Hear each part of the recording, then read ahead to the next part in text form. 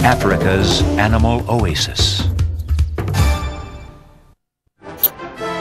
And now, our feature presentation.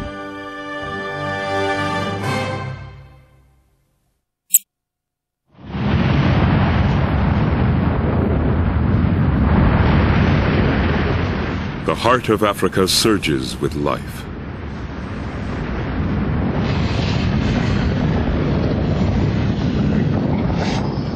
Its red-hot blood explodes onto the surface, piling up forest-clad volcanoes and raising glacier-hewn mountains high.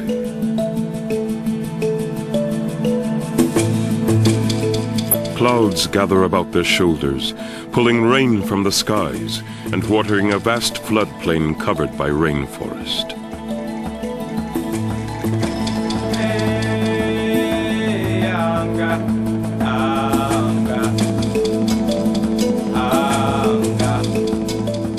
Great chasms yawn where the earth is torn asunder by a great rift. Rainwater spills off the highlands, descending by spectacular leaps to the deep places of Africa's heart.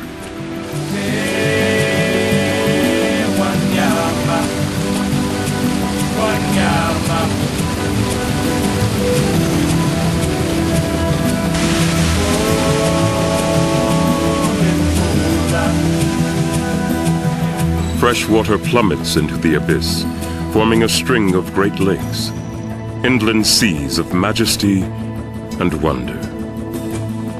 The greatest of them all is Tanganyika. For 10 million years, this cauldron of creation has been brewing new life. From small brown fish have come a treasure trove of living gems, each dancing to a different beat, living every lifestyle you can imagine, and many which you can't. As diverse as they are, they share a common concern for their young, which they've taken to extravagant extremes.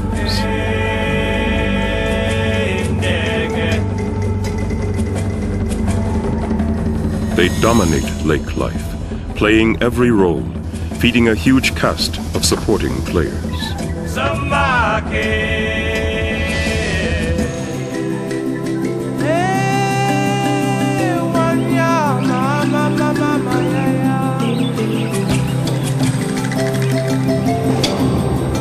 Tanganyika is home to one of the evolutionary wonders of the world.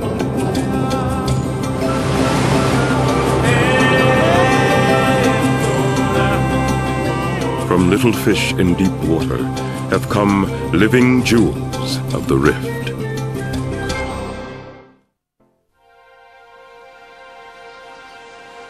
Lake Tanganyika is a 400-mile-long tear in the fabric of Africa.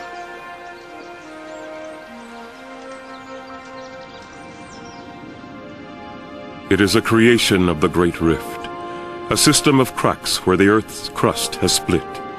The Great Rift sprawls across Africa's living heart, stretching 3,500 miles along faults where tectonic plates are splitting the continent.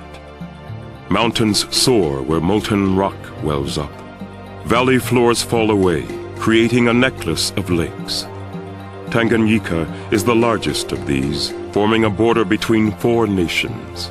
It's perhaps the oldest and certainly the deepest lake in Africa. The earth yawned and Tanganyika grew. It has slowly filled with sediment, which covers its bottom in a layer nearly 3 miles thick. Still, it is almost a mile deep, but its depths are lifeless, devoid of oxygen and well beyond the reach of light. Only its surface waters, alternately tossed by storms and illuminated by the tropical sun, have been charged with life.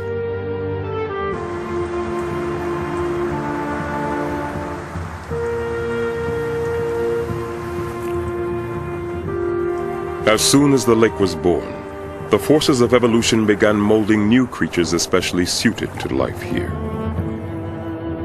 Early colonizers came from the rivers which filled the lake. Among them were ones that millions of years later would come to dominate it. Tanganyika's new masters were not as powerful as the crocodile, nor as adorable as the otter, but they were destined for success. They were unassuming little fish called cichlids, and they became everyone's favorites.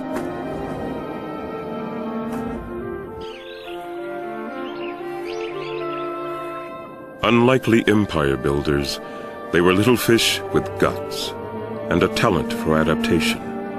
They gave rise to more than 200 species that evolved here.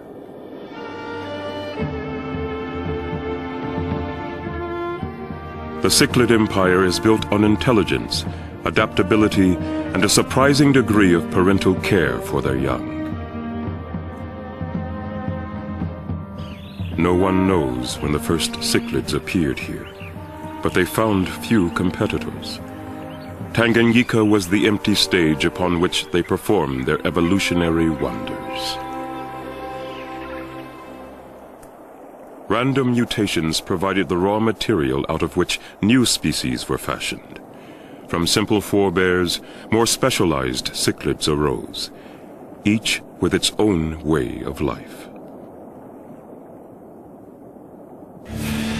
The largest of them all, the emperor cichlid, is as long as your arm, 5,000 times the size of the smallest cichlid, which is no bigger than your thumbnail.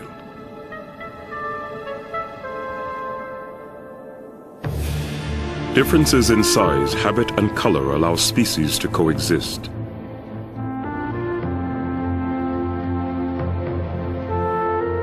Color is surprisingly important. Cichlids use it to distinguish one species from another. Iridescent hues help females select a mate of the right kind. The importance of color in mate selection may even help to explain how so many species of cichlids could have evolved so quickly. A simple change in color could be the first step in the creation of a new species.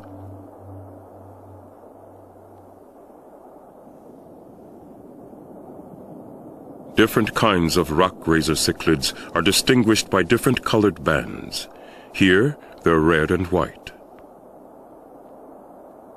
Rock grazers don't like to leave the protective cover of their rocky lairs.